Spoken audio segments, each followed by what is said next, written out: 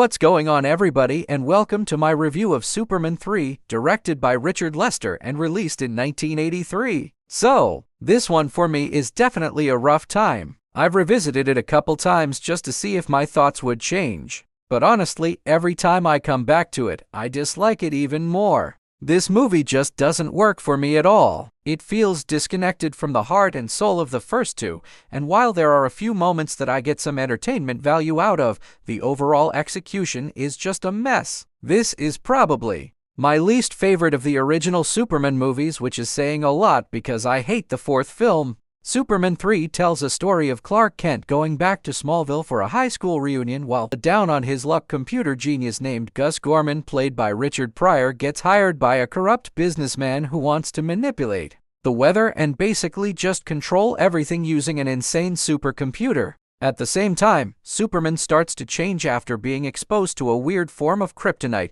becoming more aggressive and selfish. All of that builds up to this internal battle where the good version of Superman ends up fighting the corrupted version of himself in a junkyard. And while that concept sounds like it could make for a great movie, the way it's all put together here just doesn't come close to working.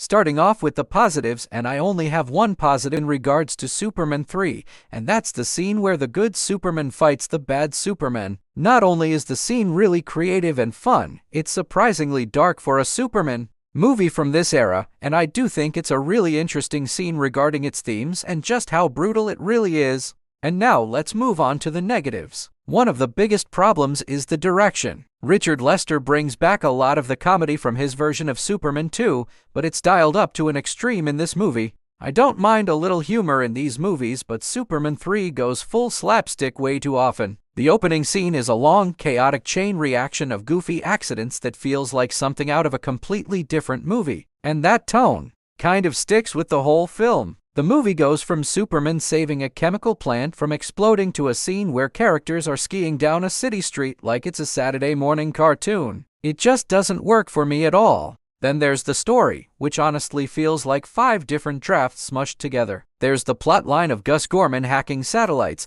there's the evil businessman trying to monopolize oil, there's Superman going evil, and there's the supercomputer at the end, and it is a lot for one movie. None of it feels cohesive, and the plot never builds any momentum. Even when something kind of cool is happening, it's undercut by how oddly it's paced or how little weight it carries. And that's a huge disappointment. But now let's talk about the villains, because they're honestly one of the worst parts, which is saying a lot. The businessman villain Ross Webster feels like a cheap copy of Lex Luthor without any of the presence or personality. His motivations are generic, his plans don't make sense, and he never feels like a threat to Superman. Same with his sister and his assistants, they're just kind of bland. None of them are memorable. They never really challenge Superman in a meaningful way, and by the end, you kind of forget they even existed. The supercomputer has more menace than any of them, and that's only in the last 10 minutes. Another aspect that I don't think works in Superman 3 is the character of Gus. I don't even think Richard Pryor is bad here. He's charismatic and entertaining in his own right, but his character doesn't belong in this story. The writers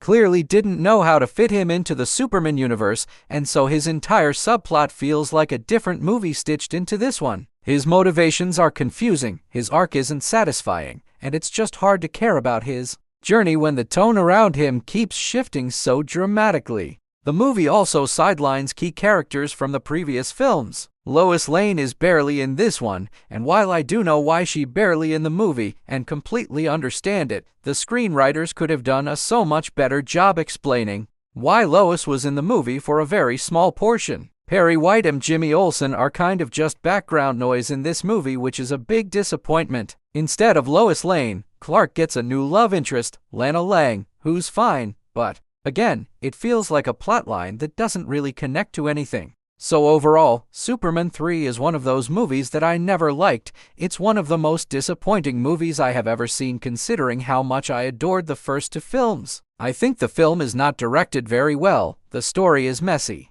the villains are extremely forgettable, and the tone feels off. The junkyard fight between evil Superman and good Superman is a fantastic scene, but it's surrounded by so much weirdness that it can't save the movie. So with all that said, I'm gonna give Superman 3 a 2 out of 10.